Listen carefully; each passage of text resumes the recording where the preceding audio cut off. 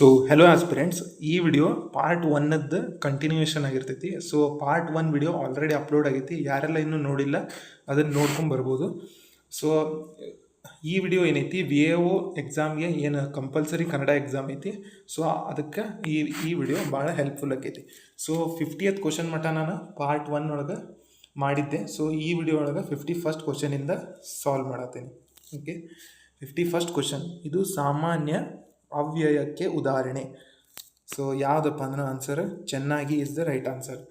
ಅವ್ಯಯ ಅಂದರೆ ನಾವು ಇಂಗ್ಲೀಷ್ ಒಳಗೆ ಅಡ್ವರ್ಬ್ ಅಂತ ಕರಿತೀವಿ. ಓಕೆ, 52nd ಕ್ವಶನ್, ಮರಳಿ ಮಣ್ಣಿಗೆ ಇದು ಇವರ ಕೃತಿ. ಸೊ ಈ ಕೃತಿನ ಯಾರು ಬರ್ದಾರ ಅಂತೇಳಿ ಕೇಳಿದ್ದಾರೆ. ಸೊ ಇದು ಯಾರ ಕೃತಿ ಅಂದರೆ ಕೆ ಶಿವರಾಮ್ ಕಾರಂತವರ ಕೃತಿ. ಓಕೆ, ಈಗ 53rd ಕ್ವಶನ್, ಸುಪದ್ರಿ ಈ ಪದದ ಅರ್ಥ. ಸುಪದ್ರಿ ಅಂದರೆ ವಶ ಎಂದರ್ಥ. ಸೊ ಇಲ್ಲಿ ಸಮಾನಾರ್ಥಕ ಪದವನ್ನು ಕೇಳಿದ್ದಾರೆ. ಓಕೆ, ನೆಕ್ಸ್ಟ್ 54th ಕ್ವಶನ್, ಕೆಳಗಿನ ಅನ್ಯ ದೇಶ ಪದಗಳಲ್ಲಿ ಗುಂಪಿಗೆ ಸೇರದ ಪದ ಅಂದರೆ ಗುಂಪಿಗೆ ಸೇರದ ಪದವನ್ನು ನಾವು ಇಲ್ಲೇ ನೋಡಬೇಕು. ಸೊ ಅರ್ಜಿ ಇಸ್ ದ ಗುಂಪಿಗೆ ಸೇರದ ಪದ ಆಗೈತಿ. ಓಕೆ, ಈ ಮೇಜು ಏನು, ಮೇಜು, ಸಾಬೂನು, ಪಾದ್ರಿ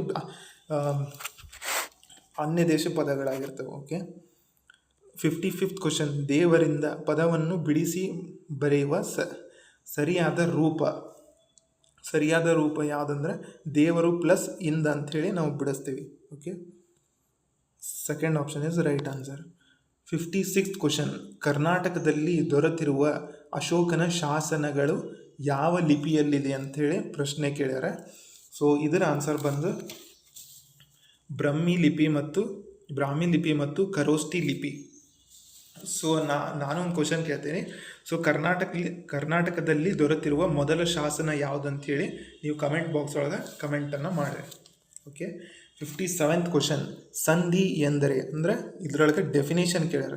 ಸೊ ಇದ್ರ ಕರೆಕ್ಟ್ ಆನ್ಸರ್ ಏನಾಕೈತೆ ಅಂದರೆ ಸೆಕೆಂಡ್ ಆಪ್ಷನ್, ಎರಡು ಅಕ್ಷರಗಳು ಪರಸ್ಪರ ಕಾಲ ವಿಳಂಬವಿಲ್ಲದೆ ಸೇರುವುದಕ್ಕೆ ನಾವೇನಂತೀವಿ, ಸಂಧಿ ಅಂತ ಹೇಳ್ತೀವಿ. ಸೊ ನಾವು ಗ್ರಾಮರ್ ಒಳಗೆ ಜಸ್ಟ್ ಎಕ್ಸಾಂಪಲ್ಸ್ ಅಷ್ಟೇ ನೋಡ್ಕೊಳ್ಳೋದಲ್ಲದೆ ಅದರ ಡೆಫಿನೇಷನ್ ಕೂಡ ನಾವು ಇಲ್ಲೇ ನೋಡ್ಬೇಕಾಕೈತಿ. ಸೊ ಅದನ್ನು ಇಲ್ಲೇ ಕ್ವಶನ್ನ ಕೇಳ್ಬೋದು ಅಂತ ಚಾನ್ಸ್ ಐತಿ. ಓಕೆ, 58th ಕ್ವಶನ್, ಕುಂಬಳ ಪದವು ಇದು ಯಾವ ಪದ ಅಂತ ಹೇಳಿ ಕೇಳ್ಯಾರ. ಅನ್ಯ ದೇಶೀಯನೋ, ತತ್ಸಮನೋ, ತದ್ಭವನೋ ಅಥವಾ ಸಮ ಸಂಸ್ಕೃತಿನೋ. ಸೊ ಇದು ಏನಪ್ಪ ಅಂದ್ರೆ ತದ್ಭವ ಆಕೈತಿ. ಸೊ ಇದರ ತತ್ಸಮ ಏನಾಕೈತಪ್ಪ ಅಂದ್ರೆ ಕುಷ್ಮಾಂಡ ಆಕೈತಿ.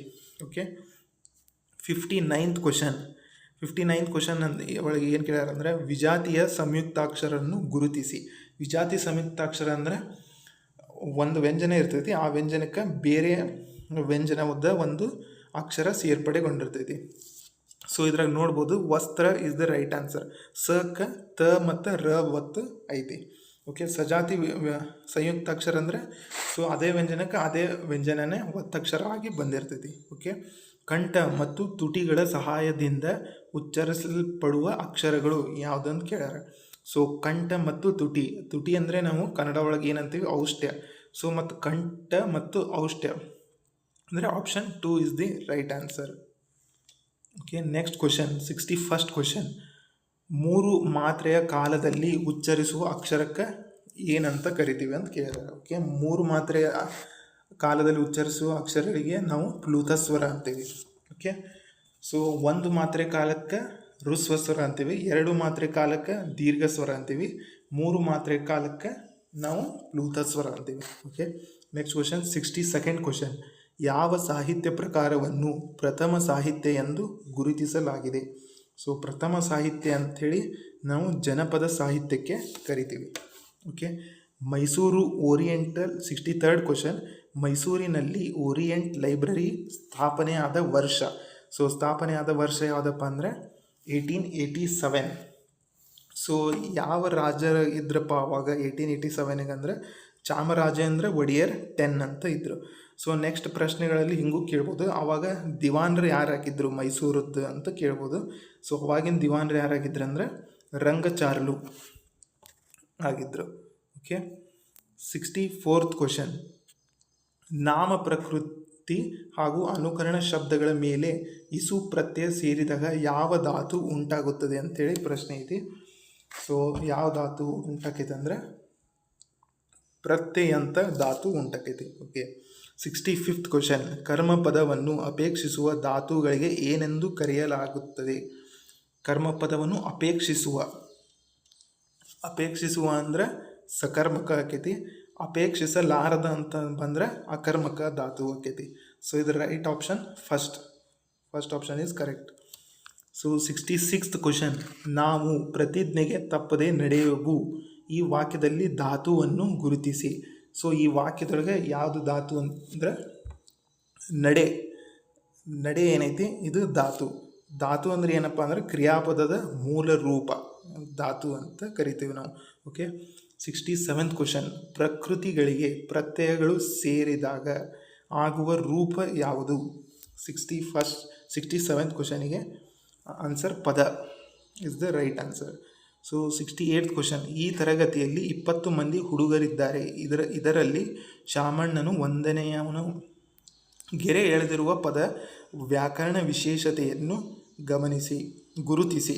ಓಕೆ, 68th ಕ್ವಶನಿಗೆ ಯಾವುದಪ್ಪ ಆನ್ಸರ್ ಅಂದರೆ ಸಂಖ್ಯಾವಾಚಕ. ಇಲ್ಲೇ 20 ಅನ್ನೋದಕ್ಕೆ ಒಂದು ಅಂಡರ್ಲೈನ್ ಮಾಡ್ಯಾರ. ಸೊ 20 ಏನಕ್ಕೈತಿ, ಸಂಖ್ಯೆಯನ್ನು ಸೂಚಿಸುವಂಥ ಪದ ಆಕೈತಿ, ಅದಕ್ಕೆ ಅದು ಸಂಖ್ಯಾವಾಚಕವಾಗಿರ್ತೈತಿ. ಓಕೆ, 69th ಕ್ವಶನ್, ಹಳ್ಳಕ್ಕೆ ಬಿದ್ದನು ವಾಕ್ಯದಲ್ಲಿ ಆಗಿರುವ ವಿಭಕ್ತಿ ಪಲ್ಲಟಗಳನ್ನು ಗುರುತಿಸಿ. ಸೊ ಯಾವ ವಿಭಕ್ತಿಯಿಂದ ಯಾವ ವಿಭಕ್ತಿಗೆ ಹೋಗೈತೆ ಅಂತೇಳಿ ಕೇಳಿದಾರೆ. ಓಕೆ, ಹಳ್ಳದಲ್ಲಿ, ಅಲ್ಲಿ ಅಂತ ಬಂದರೆ ನಮ್ಗೆ ಗೊತ್ತೈತಿ ಸಪ್ತಮಿ ವಿಭಕ್ತಿ. ಓಕೆ, ಹಳ್ಳಕ್ಕೆ ಅಂತೈತಿ, ಅಕ್ಕೆ ಅಂತ ಬಂದರೆ ಅದು ಚತುರ್ಥಿ. ಸೊ ಆನ್ಸರ್ ಏನಕ್ಕೈತಪ್ಪ ಇದರದಂದರೆ ಸಪ್ತಮಿಯಿಂದ ಚತುರ್ಥಿ is the right answer. So 70th ಕ್ವಶನಿಗೆ ಬರೋಣ. ನಿತ್ಯ ನಪುಂಸಕ ಲಿಂಗಕ್ಕೆ ಉದಾಹರಣೆಯನ್ನು ಕೊಟ್ಟಿರುವ ಆಯ್ಕೆಗಳಲ್ಲಿ ಗುರುತಿಸಿ. ಸೊ ನಿತ್ಯ ನಪುಂಸಕ ಲಿಂಗಕ್ಕೆ ಯಾವುದು ಇಲ್ಲಿ ಉದಾಹರಣೆ ಆಕೈತಿ ಅಂತೇಳಿ ಕ್ವಶನ್ ಐತಿ. ಸೊ ಇದರ ರೈಟ್ ಆನ್ಸರ್ ಬಂದು ಶಿಶು ಇಸ್ ದಿ ನಿತ್ಯ ನಪುಂಸಕ ಲಿಂಗಕ್ಕೆ ಒಂದು ಉದಾಹರಣೆ. ಸೊ ಮನೆ ಏನಕ್ಕೈತಿ, ನಪುಂಸಕ ಲಿಂಗ ಆಕೈತಿ. ಹುಡುಗಿ ಅನ್ನೋದು ಏನಕ್ಕೈತಿ, ಸ್ತ್ರೀಲಿಂಗ ಆಕೈತಿ. Okay, so next question, 71st question. So ಮೇಲಿನ ಪದಗಳನ್ನು ಅರ್ಥಪೂರ್ಣ ವಾಕ್ಯವಾಗಿಸುವ ಕ್ರಮ ಸಂಖ್ಯೆಯನ್ನು ಕೇಳಿದಾರೆ. ಸೊ ಇಲ್ಲಿ ಜಂಬಲ್ಡ್ ಸೆಂಟೆನ್ಸ್ ಕೊಟ್ಟಾರೆ, ಅದನ್ನು ನಾವು ಪ್ರಾಪರಾಗಿ ಸೆಂಟೆನ್ಸ್ ಮಾಡಬೇಕು. ಫಸ್ಟ್ ನಾವು ಓದಬೇಕು, ಅದನ್ನು ಸೆಂಟೆನ್ಸ್ನ ಪ್ರಾಪರಾಗಿ ಓದಬೇಕು. ಹಚ್ಚೋಣ ಹಣತೆಯ ಕವಿಯುವ ಸುತ್ತಲೂ ಕತ್ತಲೆಯೊಳಗೆ ಪ್ರೀತಿಯ. ಸೊ ನಾವು ಇದನ್ನು ಕರೆಕ್ಟಾಗಿ ಸೆಂಟೆನ್ಸ್ ಮಾಡಿದಾಗ ಏನಾಕೈತಪ್ಪ ಅಂದರೆ ಈ ಆಪ್ಷನ್ DCEFBA ಆಕೈತಿ. ಸುತ್ತಲೂ ಕವಿಯುವ ಕತ್ತಲೆಯೊಳಗೆ ಪ್ರೀತಿಯ ಹಣತೆಯ ಹಚ್ಚೋಣ is the right answer. So option 2 is the right answer. So 72nd ಕ್ವಶನಿಗೆ ಹೋಗೋಣ. ಈ ಕೆಳಗಿನವುಗಳಲ್ಲಿ ಅನುನಾಸಿಕ ಸಂಧಿಗೆ ಉದಾಹರಣೆ ಯಾವುದು ಅಂತ ಕೇಳ್ಯಾರ. ಸೊ ಅನುನಾಸಿಕ ಅಂದರೆ ಗೊತ್ತು ನಮ್ಗೆ. ಸೊ ಮೂಗಿನಿಂದ ಉಚ್ಚರಿಸುವಂತಹ ಪದಕ್ಕೆ ಏನಂತೇವೆ ನಾವು ಅನುನಾಸಿಕ ಅಂತೀವಿ. ಸೊ ಇಲ್ಲಿ ನೋಡ್ಬೋದು, ಫಸ್ಟ್ ಆಪ್ಷನ್ ವಾಂಗ್ಮಯ ಏನೈತಿ, ಇದು ಅನುನಾಸಿಕ ಸಂಧಿಗೆ ಉದಾಹರಣೆ ಆಕೈತಿ. ಸೊ ಇಲ್ಲೇ ಕ ವರ್ಗದ ಲಾಸ್ಟ್ ಅಕ್ಷರ ಞ ಅನ್ನೋದು ಏನೈತಿ, ಸೊ ಅದಕ್ಕೆ ಗೊತ್ತೈತಿ. ಸೊ ಇಲ್ಲಿ ಈಸಿಲಿಯಾಗಿ ಫೈಂಡ್ ಔಟ್ ಮಾಡ್ಬೋದು ನಾವು. ಓಕೆ, ನೆಕ್ಸ್ಟ್ ಕ್ವಶನಿಗೆ ಹೋಗೋಣ. That is 73rd question. ನೇದ ವಸ್ತ್ರ, ಇದು ಈ ಸಮಾಸಕ್ಕೆ ಉದಾಹರಣೆ. ಸೊ ನೇದ ವಸ್ತ್ರ ಅನ್ನೋದು ಯಾವ ಸಮಾಸಪ್ಪ ಅಂತಂದ್ರೆ ಗಮಕ ಸಮಾಸಕ್ಕೆ ಇದು ಉದಾಹರಣೆ ಹಾಕಿರ್ತೈತಿ. Okay, next question. ಸಾವಿತ್ರಿಯು, ಈ ಪದವು ಈ ವಿಭಕ್ತಿಗೆ ಸೇರಿದೆ. ಅನ್ನೋದು ಬಂದೈತಿ, ಸಾವಿತ್ರಿಯು ಅಂತ ಐತಿ. ಸೊ ಅಂದರೆ ನಮ್ಗೆ ಗೊತ್ತೈತಿ ಪ್ರಥಮ ವಿಭಕ್ತಿ. ಷಷ್ಠಿ ಅಂದರೆ ಗೊತ್ತೈತಿ ಅಂತ ಎಂಡ್ ಆಗೋದು ಷಷ್ಠಿ ವಿಭಕ್ತಿ. ಸಪ್ತಮಿ ಅಂದರೆ ಅಲ್ಲಿ. ಸೊ ತೃತೀಯ ವಿಭಕ್ತಿ ಏನೆಂಬುದು ನೀವು ಕಮೆಂಟ್ ಬಾಕ್ಸ್ ಒಳಗೆ ಕಮೆಂಟ್ ಮಾಡಿರಿ. Okay, 75th question. ಈ ಕೆಳಗಿನವುಗಳಲ್ಲಿ ಅಂಶಿ ಸಮಾಸಕ್ಕೆ ಉದಾಹರಣೆ ಆದ ಪದ. ಸೊ ಅಂಶಿ ಸಮಾಸಕ್ಕೆ ಯಾವುದು ಉದಾಹರಣೆ ಅಂದರೆ ಇದ್ರೊಳಗೆ ಕಡೆ ಗಣ್ಣು. ಸೊ ಅಂಶಿ ಸಂಬಂಧವನ್ನು ಯಾವುದು ಹೊಂದಿರ್ತೈತಿ, ಸೊ ಅಂಶಿ ಸಮಾಸಕ್ಕೆ ಅದು ಉದಾಹರಣೆ ಆಗಿರ್ತೈತಿ. ಕಡೆಗಣ್ಣು is the right answer. Okay, so next ಏನೈತೆ ಅಂದರೆ 76th ಕ್ವಶನ್. ಹೊಂದಿಸಿ ಬರೆಯಿರಿ ಐತಿ. ಸೊ ಭಾವಸೂಚಕ ಅವ್ಯಯ. ಸೊ ಭಾವಸೂಚಕ ಅವ್ಯಯಕ್ಕೆ ಏನು ಬರುತ್ತಂದರೆ ಹಬ್ಬ ಅಂದರೆ A3. ಸೊ 2 ಆಪ್ಷನ್ ಇಲ್ಲೇ A3 ಅದಾವು. ಸೊ ನಾವು ನೆಕ್ಸ್ಟ್ ಹೋಗ್ಬೇಕು ಕೃದಂತಾವ್ಯಯಗೆ ಇರಲಾಗಿ ಅಂತ ಕರೆಕ್ಟ್ ಆನ್ಸರ್ ಬರ್ತೈತಿ. ಓಕೆ, ಅಂದರೆ ಇದಕ್ಕೆ ಯಾವ್ದು ಆತಪ್ಪ B1 ಅಂದರೆ 3rd option is right for this. So next 77th question, ಅರ್ಥಪೂರ್ಣ ವಾಕ್ಯವನ್ನು ರಚಿಸಿರಿ. ಮನಸ್ಸು ಸ್ವೇಚ್ಛಾಚಾರ ಆಗಿ ಬಂದತ್ತ ಸ್ಥಿತಿವಂತನು ಅಲೆಯುವಷ್ಟು ನಾನಲ್ಲ. ಸೊ ಇದರ ರೈಟ್ ಆನ್ಸರ್ ಬಂದು ಮನಸ್ಸು ಬಂದಂಥ ಸ್ವೇಚ್ಛಾಚಾರಿಯಾಗಿ ಅಲೆಯುವಷ್ಟು ಸ್ಥಿತಿವಂತನು ನಾನಲ್ಲ. ಸೊ ಇದು ಅರ್ಥಪೂರ್ಣವಾದಂಥ ವಾಕ್ಯವಾಗಿರ್ತೈತಿ. ಸೊ ಈ 77th ಕ್ವಶನ್ ಒಳಗೆ ಏನಾಗೈತೆ ಅಂದ್ರೆ ಜಸ್ಟ್ ರೀಅರೇಂಜ್ ಮಾಡ್ಬೇಕಾಕೈತೆ ನಾವು ಅರ್ಥಪೂರ್ಣವಾಗಿ ಸೆಂಟೆನ್ಸನ್ನ ಮಾಡಬೇಕಾದ್ರೆ. ಓಕೆ, ಸೊ ಇದಕ್ಕೆ 3rd option is the correct answer. Okay, 78th question, ಪಾರಿಭಾಷಿಕ ಪದಗಳನ್ನು ಬಳಸುವಾಗ, ಅನ್ಯ ಭಾಷೆಯ ಪದಗಳನ್ನು ಬಳಸುವಾಗ, ಪ್ರಮುಖ ಪದಗಳನ್ನು ಸೂಚಿಸುವಾಗ ಈ ಚಿಹ್ನೆಯನ್ನು ಬಳಸಲಾಗುತ್ತದೆ. ಸೊ ಯಾವ ಚಿಹ್ನೆಯನ್ನು ನಾವು ಬಳಸ್ತೇವಪ್ಪ ಅಂದರೆ ವಾಕ್ಯ ವೇಷ್ಟನೆ ಚಿಹ್ನೆ, ಅಂದರೆ ಸಿಂಗಲ್ ಇನ್ವರ್ಟೆಡ್ ಕಾಮಾ ಅಂತ ಏನು ಹೇಳ್ತೇವೆ ನಾವು ಇಂಗ್ಲೀಷ್ ಒಳಗೆ, ಅದಕ್ಕೆ ನಾವು ವಾಕ್ಯ ವೇಷ್ಟನೆ ಚಿಹ್ನೆ ಅಂಥೇಳಿ ಕರಿತೀವಿ. ಓಕೆ, 79th ಕ್ವಶನ್, ಕ್ಷಣ ಪದದ ತತ್ಸಮ ರೂಪ. ಸೊ ತತ್ಸಮ ರೂಪ ಏನಾಕೈತಪ್ಪ ಅಂದರೆ ಕ್ಷಣ.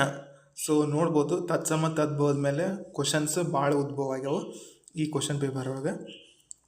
So next question is 80th question, ಚಳ್ಳೆ ಹಣ್ಣು ತಿನಿಸು ಈ ನುಡಿಗಟ್ಟಿನ ಅರ್ಥ. ಸೊ ಈ ನುಡಿಗಟ್ಟಿನ ಅರ್ಥ ಅಂದರೆ ಏನಪ್ಪ ಅಂದರೆ ಮೋಸ ಮಾಡಿ ಹೋಗು. ಸೊ ನುಡಿಗಟ್ಟಿನ ಅರ್ಥ ಕೇಳ್ಯಾರ, it is easy question.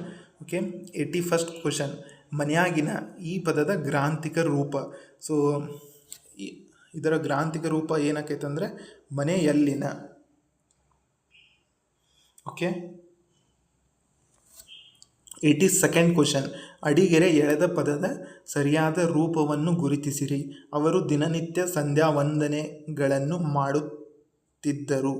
So ಇಲ್ಲಿ ನಾವು ಸಂಧ್ಯಾ ವಂದನೆ ಅನ್ನೋದು ಏನೈತಿ ಈ ವರ್ಡ್, ಇದ್ರದ್ದು ಪ್ರಾಪರಾಗಿ ಇರುವಂಥ ಸ್ಪೆಲ್ಲಿಂಗ್ನ ನಾವು ಇಲ್ಲೇ ಕರೆಕ್ಟಾಗಿ ಹುಡುಕ್ಬೇಕಾಗೈತಿ. ಸೊ ಇದ್ರ correct answer first option is the right answer. ಇಲ್ಲಿ ಫಸ್ಟಿಗೆ ದ ಏನೈತಿ ದೊಡ್ಡ ದ ಅದು ಕರೆಕ್ಟ್. ಸೆಕೆಂಡ್ ವಂದನೆ ದ ಏನೈತಿ ಇದಕ್ಕೆ ದೊಡ್ಡ ದ ಬರಲ್ಲ, ಸಣ್ಣ ದ ಬರುತ್ತೆ. ಓಕೆ, ಸೊ ನೆಕ್ಸ್ಟ್ ಉ ಆದರೆ ಅಥಣಿಂ ಅನ್ನೋದು ಏನಂತ ಕೇಳಿದ್ದಾರೆ. ಸೊ ಇದರ ಆನ್ಸರ್ ಬಂದು ಏನಕ್ಕೈತಂದ್ರೆ ದಿಸೆಯಿಂದ is the right answer. So ಇದು ಹಳೆಗನ್ನಡ ಪ್ರತ್ಯಯ, ನಾವೇನು ವಿಭಕ್ತಿ ಪ್ರತ್ಯಯ ಐತಿ, ಹೊಸಗನ್ನಡ ಪ್ರತ್ಯಯ ಐತಿ ಮತ್ತು ಹಳೆಗನ್ನಡ ಪ್ರತ್ಯಯ ಐತಿ. ಸೊ ಹಳೆಗನ್ನಡ ಒಳಗೆ ಅಥಣಿಂ ಆಕೈತಿ, ಅದೇ ಹೊಸಗನ್ನಡದೊಳಗೆ ದೆಸೆಯಿಂದ ಅಂತ ಆಕೈತಿ. ಓಕೆ, 84th ಕ್ವಶನ್, ಈ ಗಾದೆಯನ್ನು ಪೂರ್ಣಗೊಳಿಸಿ. ಬರುವುದು ಕಡಿಮೆಯಾದರೂ ತೆರೆಯುವುದು ತಪ್ಪಲಿಲ್ಲ. ಸೊ ಇದು ಕಾಮನ್ ಆಗಿ ನಾವು ಕನ್ನಡ ಲ್ಯಾಂಗ್ವೇಜ್ ಒಳಗೆ ಬಳಸುವಂಥ ಒಂದು ಗಾದೆ ಮಾತಾಗಿರ್ತೈತಿ. ಸೊ ಈಸಿ ಕ್ವಶನ್ ಇತ್ತು. 85th ಕ್ವಶನ್, ಅಡಿಗೆರೆ ಎಳೆದ ಪದದ ವಚನ ಪಲ್ಲಟಕ್ಕೆ ಸರಿಯಾದ ವಚನವನ್ನು ಗುರುತಿಸಿ. ಶಿಕ್ಷಣ ಎಲ್ಲ ರಂಗದಲ್ಲೂ ಬದಲಾವಣೆ. ಸೊ ಇದ್ರ ಕರೆಕ್ಟ್ ಆನ್ಸರ್ ಏನಕ್ಕೈತಿ ಎಲ್ಲ ರಂಗಗಳಲ್ಲೂ. ಸೊ ವಚನ ಪಲ್ಲಟಕ್ಕೆ ಸಂಬಂಧಪಟ್ಟಂಥ ಒಂದು ಪ್ರಶ್ನೆ ಇದಾಗಿರ್ತೈತಿ. ನೆಕ್ಸ್ಟ್ ಕ್ವಶನ್ 86th ಕ್ವಶನ್, ಕೊಟ್ಟಿರುವ ಆಯ್ಕೆಗಳಲ್ಲಿ ವಿಶೇಷ ಅಧೀನ ಲಿಂಗ ಅಥವಾ ವಾಚ್ಯಲಿಂಗಕ್ಕೆ ಉದಾಹರಣೆ ನೀಡಬಹುದಾದ ಪದವನ್ನು ಗುರುತಿಸಿ. ಸೊ ಇದ್ರೊಳಗೆ ಯಾವುದಕ್ಕೈತಪ್ಪ ಅಂದರೆ ನಾನು ದೊಡ್ಡವಳು, ಇದಕ್ಕೆ ಒಂದು ಉದಾಹರಣೆ ಆಗಿರ್ತೈತಿ. ಓಕೆ, 87th ಕ್ವಶನ್, ಪಂಪ ಪ್ರಶಸ್ತಿ ವಿಜೇತರನ್ನು ಕಾಲಾನುಕ್ರಮದಲ್ಲಿ ಗುರುತಿಸಿ ಅಂಥೇಳಿ ಕೊಟ್ಟಿದ್ದಾರೆ. ಫಸ್ಟ್ ಕುವೆಂಪು ಐತಿ, ಕುವೆಂಪು ಅವ್ರು ಕೊಟ್ಟಿದ್ದಾರೆ. ತಿ ನಂ ಶ್ರೀಕಂಠಯ್ಯ, ಶಿವರಾಮ್ ಕಾರಂತ್, ಪೂತಿ ನರಸಿಂಹಾಚಾರ್ಯ. ಸೊ ಇವರು ಕಾಲಾನುಕ್ರಮವಾಗಿ ನಾವಿಲ್ಲಿ ಜೋಡಿಸ್ಬೇಕು. ಸೊ ನಾವಿಲ್ಲಿ ಸೊ ಈ ಕ್ವಶನ್ ಒಳಗೆ ಏನು ಮಾಡ್ಯಾರ ಅಂದರೆ ಅವರು ರೈಟ್ ಆಗಿರೋದನ್ನು ಕೊಟ್ಬಿಟ್ಟಾರೆ, ಸುಮ್ಮನೆ ನಾವು ಇದನ್ನು ಮಾಡಬಾರ್ದು. ಸೊ 87th ಕ್ವಶನಿಗೆ second option is right answer. First Kuvempu ಅವ್ರು ಕೊಟ್ಟಾರ, ಆಮೇಲೆ ಶ್ರೀಕಂಠಯ್ಯನವ್ರಿಗೆ, ಆಮೇಲೆ ಶಿವರಾಮ್ ಕಾರಂತ್ ಅವ್ರಿಗೆ, ನೆಕ್ಸ್ಟ್ ನರಸಿಂಹಾಚಾರ್ಯ ಅವ್ರಿಗೆ. ಓಕೆ, 88th ಕ್ವಶನ್, ಕ್ರಿಯಾಪದವೆನಿಸಿಕೊಳ್ಳಲು ಧಾತುವಿಗೆ ಯಾವ ಪ್ರತ್ಯಯ ಸೇರಬೇಕು? ಯಾವ ಪ್ರತ್ಯಯ ಸೇರಬೇಕಂದ್ರೆ ಅಖ್ಯಾತ ಪ್ರತ್ಯಯ.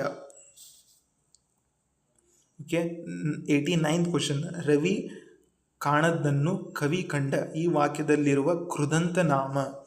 ಸೊ ಕೃದಂತ ನಾಮ ಯಾವುದು ಅಂತೇಳಿ ಕೇಳಿದಾಗ ಯಾವುದಂದ್ರೆ ನಿಷೇಧಾರ್ಥಕ. ಸೊ ಇದನ್ನು ಹೆಂಗೆ ಕಂಡುಹಿಡಿಬೇಕು ಅಂದ್ರೆ ನಮ್ಗೊಂದು ಟ್ರಿಕ್ ಐತಿ. ಸೊ ಇಲ್ಲೇ ನೋಡ್ಬೋದು, ರವಿ ಕಾಣದ್ದನ್ನು ಅಂತ ಏನು ಕೊಟ್ಟಿದ್ರೆ ಅದು ನಿಷೇಧಾರ್ಥಕ ಪದವಾಗಿರ್ತೈತಿ. ಸೊ ಅದಕ್ಕೆ ನಾವು ಈಸಿಲಿ ಫೈಂಡ್ ಔಟ್ ಮಾಡ್ಬೋದು, ಅದು ನಿಷೇಧಾರ್ಥಕ ಕೃದಂತ ನಾಮ ಅಂತೇಳಿ. ಓಕೆ, 90th ಕ್ವಶನ್, ತಾನು ಕೋಡಗ ಪರರನ್ನು ಅಣಕಿಸಿತು. ಈ ವಾಕ್ಯದಲ್ಲಿ ಇರುವ ಸರ್ವನಾಮವನ್ನು ಗುರುತಿಸಿ. ಸೊ ಇದರೊಳಗೆ ಸರ್ವನಾಮ ಯಾವುದೈತಪ್ಪ ಅಂದ್ರೆ ಆತ್ಮಾರ್ಥಕ ಐತಿ. ಸೊ ತಾನು ಅಂತ ಬಂದಾಗ ಅದು ಆತ್ಮಾರ್ಥಕ ಅಂದರೆ ಸೆಲ್ಫ್ ಸೂಚಿಸುವಂಥದ್ದು. Okay, so next 91st question, Greek ಪ್ರಹಸನ ಕೃತಿಯು ಯಾವ ದೇಶದಲ್ಲಿ ಲಭ್ಯವಾಗಿದೆ? ಸೊ ಯಾವ ದೇಶದಲ್ಲಿ ಗ್ರೀಕ್ ಪ್ರಹಸನ ಕೃತಿಯು ಲಭ್ಯವಾಗಿತ್ತು ಅಂದರೆ ಈಜಿಪ್ಟ್ ದೇಶ. ಓಕೆ, ನೆಕ್ಸ್ಟ್ 92nd ಕ್ವಶನ್, ತೊಗಲುಗೊಂಬೆ ಆಟವನ್ನು ಆಡಿಸುವ ಜನಾಂಗದ ಹೆಸರು ಯಾರಪ್ಪ ಅಂದರೆ ಕಿಳ್ಳೆ ಕ್ಯಾತರು. ಸೊ ನಾವು ಇಲ್ಲೇ ಇದನ್ನು ನೆನಪಿಡಬೇಕಾದಂಥ ಒಂದು ಸಂಗತಿ. ಸೊ ಇದೇ ಥರದ ಕ್ವಶನ್ಗಳನ್ನು ಅವರು ಕೇಳ್ಬೋದು. ಓಕೆ, 93rd ಕ್ವಶನ್, ಕೆಳಗಿನವುಗಳಲ್ಲಿ ಗುಂಪಿಗೆ ಸೇರದ ಪದವನ್ನು ಗುರುತಿಸಬೇಕು. ಓಕೆ, ಬೆಟ್ಟದಾವರೆ, ಮಳೆಗಾಲ, ಕಂಬನಿ ಮತ್ತು ಹೂವಿಂದ. ಸೊ 93ಗೆ ಯಾವುದಕ್ಕೈತಿ? ಹೂವಿಂದ is the right answer for this. So ಇವೆಲ್ಲ ಏನದಾವಲ್ಲ ಇವು ಗದಾಬದೇಶ ಸಂಧಿಗೆ ಉದಾಹರಣೆಗಳಾಗಿರ್ತೈತಿ, ಆದರೆ ಹೂವಿಂದ ಆಗಿರುವುದಿಲ್ಲ. ಸೊ ಇದು ಸಂಧಿಗೆ ರಿಲೇಟೆಡ್ ಆದಂಥ ಒಂದು ಕ್ವಶನ್ಸ್. ಸೊ ನಾವಿಲ್ಲಿ ಆಪ್ಷನ್ಸ್ ನೋಡಿನ ನಾವು ಇಲ್ಲೇ ಕಂಡು ಹಿಡ್ಕೋಬೇಕು. 94th ಕ್ವಶನ್, ಕಪಿ ಮುಷ್ಟಿ ಈ ನುಡಿಗಟ್ಟಿನ ಅರ್ಥ. ಸೊ ಇಲ್ಲಿ ನುಡಿಗಟ್ಟಿನ ಅರ್ಥ ಕೇಳಿದ್ರೆ ಓಕೆ, 94th ಹಿಡಿತದಿಂದ ಕಂಗಾಲಾಗು. ಸೊ ನುಡಿಗಟ್ಟಿನ ಅರ್ಥ ಆಗಿರ್ಬೋದು, ಸಮಾನಾರ್ಥಕ ಪದ ಆಗಿರ್ಬೋದು, ಇಂಥವೆಲ್ಲ ಕಾಮನ್ ಇರ್ತವೆ ಈ ಎಕ್ಸಾಮ್ಸ್ ಒಳಗೆ. ಓಕೆ, 95th ಕ್ವಶನ್, ಅಡಿಗೆರೆ ಎಳೆದ ಪದದ ಸರಿಯಾದ ರೂಪವನ್ನು ಗುರುತಿಸಿ. ಸೊ ಇಲ್ಲಿ ಏನೈತಪ್ಪ ಅಂದ್ರೆ ಕರ್ತೃತ್ವ ಉಳ್ಳ ಅಂಥೇಳಿ ಒಂದು ವರ್ಡ್ಗೆ ಅವರು ಅಂಡರ್ಲೈನ್ ಮಾಡ್ಯಾರ. ಸೊ ಇದ್ರದ್ದು ನಾವು ಕರೆಕ್ಟಾಗಿರುವಂಥ ಸ್ಪೆಲ್ಲಿಂಗ್ನ ನಾವು ಇಲ್ಲೇ ಕಂಡುಹಿಡಿಬೇಕು. ಸೊ ಇದಕ್ಕೆ ಯಾವ್ದು ಕರೆಕ್ಟ್ ಆಕೈತೆ ಅಂದರೆ option second is the right answer. 96th question, ಗೀಜಗನ ಗೊಡು ತೊಟ್ಟಿಲಿನಂತೆ ತೂಗುತ್ತಿದೆ. ಈ ಅಲಂಕಾರದಲ್ಲಿ ಉಪಮಾನ ಪದ ಯಾವುದು? ಉಪಮಾನ ಯಾವುದಂದರೆ ತೊಟ್ಟಿಲು ಆಕೈತಿ. ಸೊ ಇದೇ ಕ್ವಶನ್ ಒಳಗೆ ಉಪಮೇಯ ಯಾವುದಕ್ಕೈತೆ ಅಂಥೇಳಿ ನೀವು ಕಮೆಂಟ್ ಬಾಕ್ಸ್ ಒಳಗೆ ಕಮೆಂಟ್ ಮಾಡಿರಿ. Okay, 97th question, 97th question, ಈ ಕೆಳಗೆ ಅಡಿಗೆರೆ ಎಳೆದ ಪದ ಯಾವ ಅವ್ಯಯವಾಗಿದೆ? ಸೊ ಇಲ್ಲಿ ನಾವೇ ಅನ್ನೋದಕ್ಕೆ ಅಡಿಗೆರೆಯನ್ನು ಎಳೆದಿದ್ದಾರೆ. ಸೊ ಯಾವ ಅವ್ಯಯ ಆಕೈತಂದ್ರೆ ಇದು 97th ಒನ್ ಅವಧಾರಾರ್ಥಕ ಅವ್ಯಯ ಆಕೈತಿ. ಓಕೆ, ನಾವೇ ಅನ್ನೋದು ಅವಧಾರಾರ್ಥಕ ಅವ್ಯಯಕ್ಕೆ ಒಂದು ಉದಾಹರಣೆ. Okay, 98th question, mass media ಪದದ ಕನ್ನಡ ರೂಪ. ಕನ್ನಡದ ರೂಪ ನಾವು ಮಾಸ್ ಮೀಡಿಯಾಕ್ಕೆ ಕನ್ನಡ ಒಳಗೆ ಏನಂತೀವಿ ಅಂತೇಳಿ ಪ್ರಶ್ನೆ. ಸೊ ಇದಕ್ಕೆ ಆನ್ಸರ್ ಬಂದು ಸಮೂಹ ಮಾಧ್ಯಮ, ಮಾಸ್ ಮೀಡಿಯಾ. ಓಕೆ, ನೆಕ್ಸ್ಟ್ ನಾನು ಒಂದು ಪ್ರಶ್ನೆ ಕೇಳ್ತೀನಿ, ಸೋಷಿಯಲ್ ಮೀಡಿಯಾಕ್ಕೆ ಕನ್ನಡದೊಳಗೆ ಏನಂತಾರಂತೇಳಿ ನೀವು ಕಮೆಂಟ್ ಬಾಕ್ಸ್ ಒಳಗೆ ಕಮೆಂಟ್ ಮಾಡಿರಿ. ಓಕೆ, 99th ಕ್ವಶನ್, ಈ ಕೆಳಗಿನವುಗಳಲ್ಲಿ ಯಾವುದು ಗುಂಪಿಗೆ ಸೇರದ ಪದವಾಗಿದೆ? ಯಾವುದಪ್ಪ ಅಂದರೆ ತನುಜೆ is the right answer. So ಬಿಸಿಲುಗುದುರೆ ಪದದ ಅರ್ಥ, ಬಿಸಿಲುಗುದುರೆ ಪದದ ಅರ್ಥ ಏನಪ್ಪ ಅಂದರೆ ಭ್ರಮೆ. ಸೊ ಇಲ್ಲಿಗೆ 100 ಕ್ವಶನ್ನ ನಾನು ಸಾಲ್ವ್ ಮಾಡಾಯ್ತು. ಸೊ ಮುಂದಿನ ವಿಡಿಯೋದೊಳಗೆ ನಾನು Kannada grammar related question paper ಅನಲೈಸಿಸನ್ನು ನಾನು ಮಾಡ್ತೀನಿ. So it will be helpful for compulsory Kannada exam for VAO exam. So ಯಾರೆಲ್ಲ ಇನ್ನೂ ಚಾನಲ್ನ ಸಬ್ಸ್ಕ್ರೈಬ್ ಮಾಡಿಲ್ಲ, please do subscribe. I hope ನಿಮ್ಗೆ ಈ ವಿಡಿಯೋ ಇಂಪಾರ್ಟೆಂಟ್ ಆಕೈತಿ. So thank you.